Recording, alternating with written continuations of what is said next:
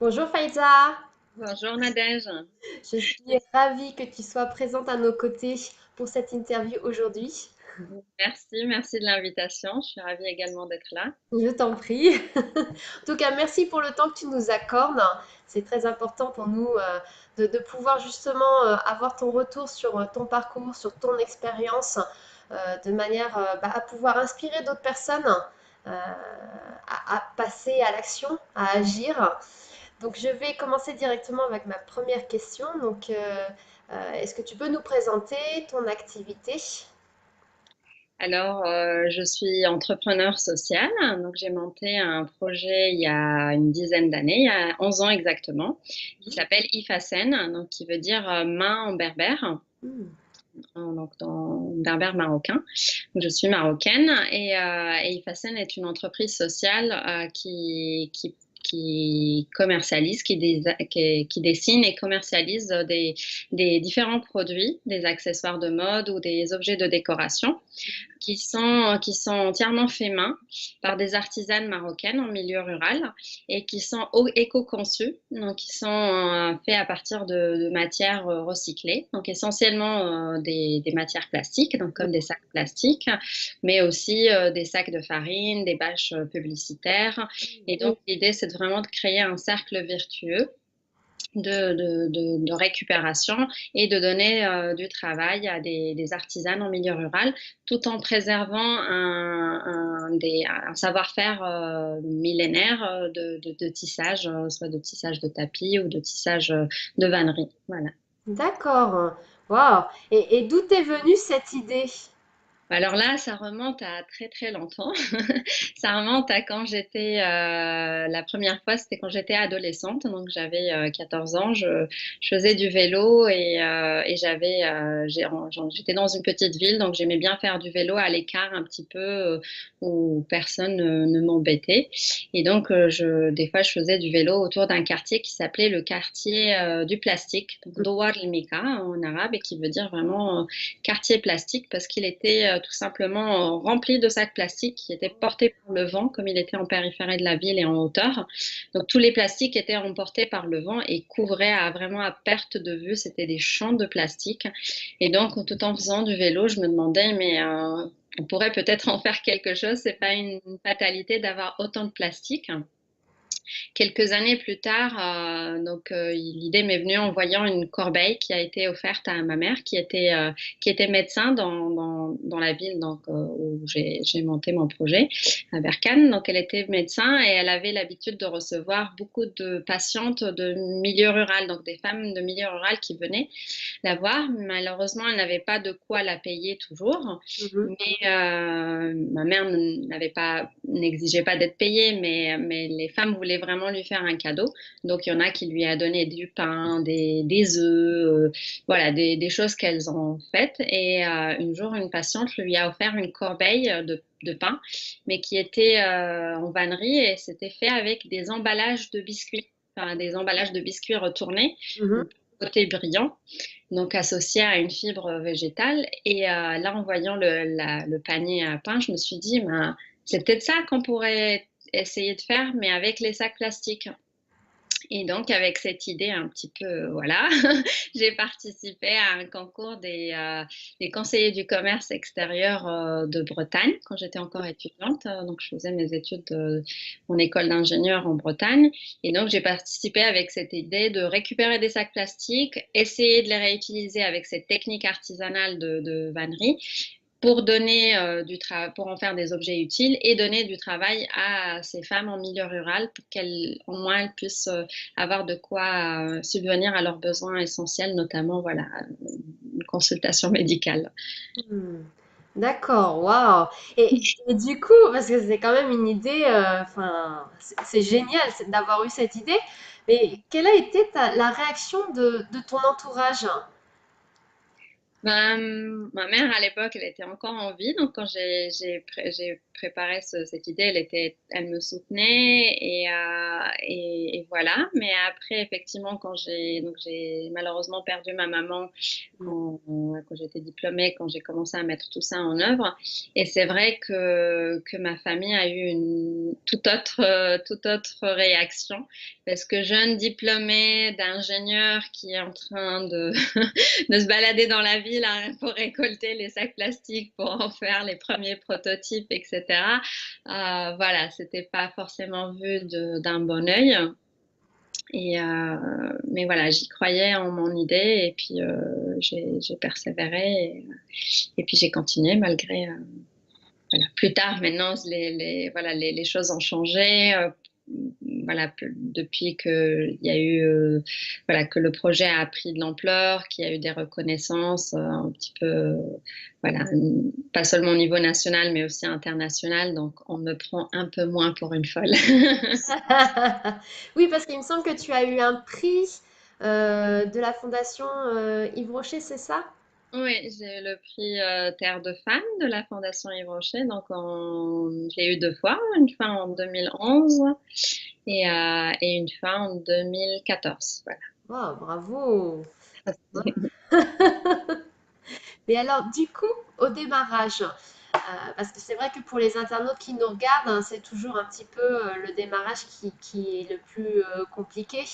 C'est comment as-tu réussi à trouver la force de te lancer malgré la réaction de ton entourage, malgré peut-être les difficultés de mise en place du projet, etc. Comment tu as réussi à te lancer malgré tout? Bah déjà, le fait d'avoir participé, donc quand j'ai vu ce concours, donc c'était un concours pour les étudiants, j'étais encore étudiante, donc c'était pas une énorme somme, hein, c'était, je pense de mémoire, c'était 750 € et 750 € plus tard, 6 mois plus tard, si jamais les choses marchent. Mais c'était juste le fait que effectivement qu'il y ait des personnes qui croient en mon idée, ça m'a vraiment donné de la force pour me dire que finalement, s'il y a aussi d'autres personnes, pas juste moi, ça m'a donné vraiment d'aller chercher en fond de moi cette force pour aller taper aux portes de différentes artisanes et de leur demander si, bon, parmi elles aussi, il y en a qui m'ont pris pour une folle, qui m'ont pas ouvert la porte, pour demander s'il y en avait qui étaient prêtes à tisser avec moi des sacs plastiques pour essayer de tester cette technique et essayer de voir ce qu'on pouvait en faire. Et finalement, j'ai effectivement réuni quatre artisanes. L'une d'entre elles est aujourd'hui la directrice des opérations au Maroc.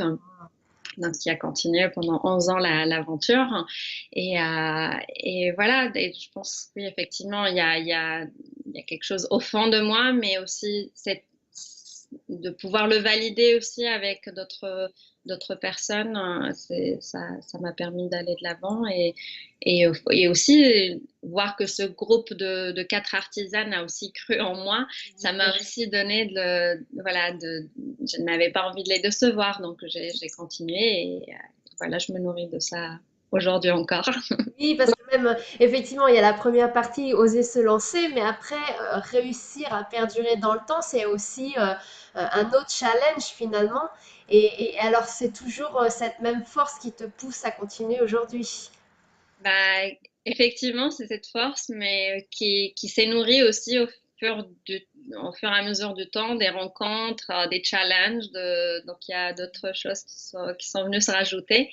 Mais voilà, c'est une merveilleuse aventure humaine. Enfin, sur tout point de vue, donc il faut oser et voilà, c'est pas toujours tout rose, c'est pas toujours on a des prix tout le temps et voilà. Donc, il y a aussi des moments qui sont très difficiles sur le terrain où on commence à douter de tout, de pourquoi on fait ça et on a envie d'arrêter. Mais il y a cette petite voix à l'intérieur qui dit, bah non, faut encore s'accrocher, il faut continuer, faut continuer. Voilà, il y a sûrement quelque chose à faire et on ressort que plus fort. Bravo. Et je voulais savoir, parce que du coup, quand tu t'es lancé, j'imagine que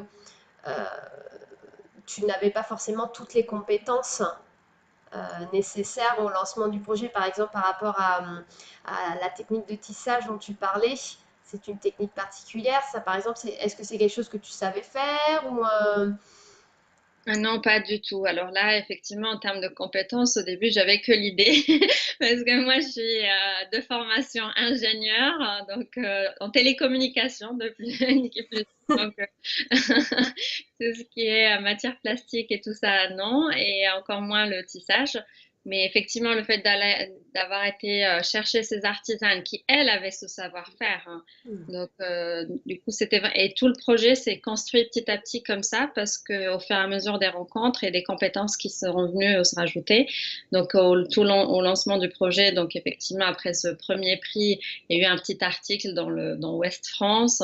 Il y a une étudiante en design qui faisait sa thèse Anaëlle Madec, qui faisait sa thèse sur les sacs plastiques, m'a contacté en me proposant son aide. wow. Donc, c'est comme ça qu'on est parti à deux au Maroc et qu'on a fait la première collection. Donc il y a eu sa compétence en design. Plus tard, il y a eu aussi d'autres designers qui sont venus collaborer avec IFACEN. Mhm. Et donc, c'est vraiment cette recherche de différents.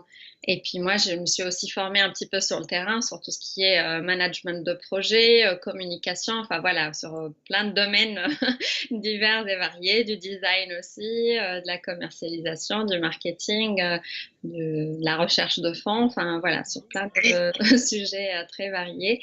Mais voilà, je pense qu'aujourd'hui, surtout avec Internet, etc., c'est, ça facilite quand même beaucoup la mise en réseau, la recherche d'autres compétences. Et puis finalement, enfin, on peut être agréablement surpris enfin, les gens sont prêts à aider et il suffit de demander. Des fois, effectivement, on ne peut pas toujours avoir un oui, mais la pire chose qui peut nous arriver, c'est effectivement un non ou une non-réponse. Donc voilà, donc, il faut oser demander aussi pour avoir rajouté d'autres compétences à son projet.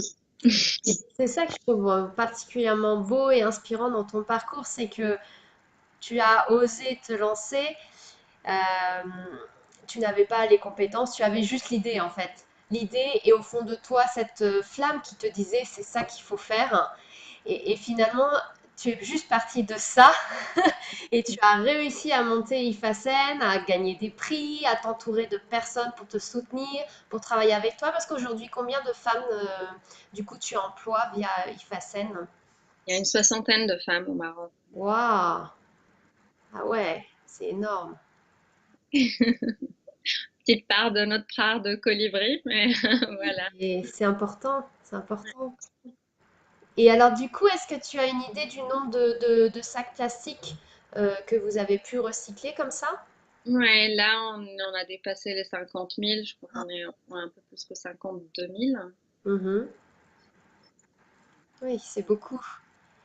C'est beaucoup et peu à la fois. Voilà. Sachant, bon, là, au Maroc, la législation, enfin, depuis un an, là, les sacs ont été interdits, donc ce qui est une Mm. très, très bonne chose. C'est vrai qu'avant cela, le Maroc était le deuxième consommateur mondial de sacs plastiques. Ah ouais. Donc avec 900 kilos par an par habitant. Non, pardon, ouais, non, 900 sacs par an par habitant. On est 30 millions d'habitants, donc voilà, ça fait Énorme. beaucoup. Ouais, ouais. D'accord. Et alors, du coup, maintenant, quels sont tes projets actuels? Beaucoup de projets, donc notamment là, on va lancer la boutique IFACEN donc sur le site IFACEN, le nouveau site IFACEN, donc www.ifacen.com. Où on pourra acquérir effectivement tous les produits de la gamme IFACEN, donc que ce soit à base de sacs plastiques recyclés et donc avec cette technique de vannerie, ou de tissage aussi. On a des objets de décoration aussi avec une autre technique de tissage. Et la gamme s'est aussi diversifiée avec d'autres produits à base de sacs de farine récupérés D'accord. sont brodés avec de la laine récupérée aussi, de la laine de vieux pull qu'on va défaire et on récupère la laine pour broder. Et puis aussi des bâches publicitaires. Waouh. Super. Ah oui, plein de nouveaux projets, du coup, pour IFACEN. Voilà. Super, super. Et toi, donc du coup, à titre personnel, dans cette activité-là, donc quels sont tes projets à toi? Bah, de pouvoir réussir à équilibrer ma vie personnelle et familiale en Mhm. menant à bien les deux. Donc j'ai deux enfants et voilà que j'ai instruit à la maison et puis de pouvoir équilibrer tout ça tout en prenant soin de moi et de voilà aussi des autres projets que j'ai localement avec ma communauté d'épicerie participative, de jardin potager en permaculture, voilà, de pouvoir allier donc effectivement tous les idéaux de vie avec la vie quotidienne, Mhm. même si c'est pas toujours évident, mais voilà. Donc encore plein de nouvelles idées. Challenge et de... Alors maintenant, je vais te poser la question fil rouge. Donc, qu'est-ce que pour toi prendre sa vie en main et comment cela se traduit au quotidien pour toi? Bah, prendre sa vie en main, c'est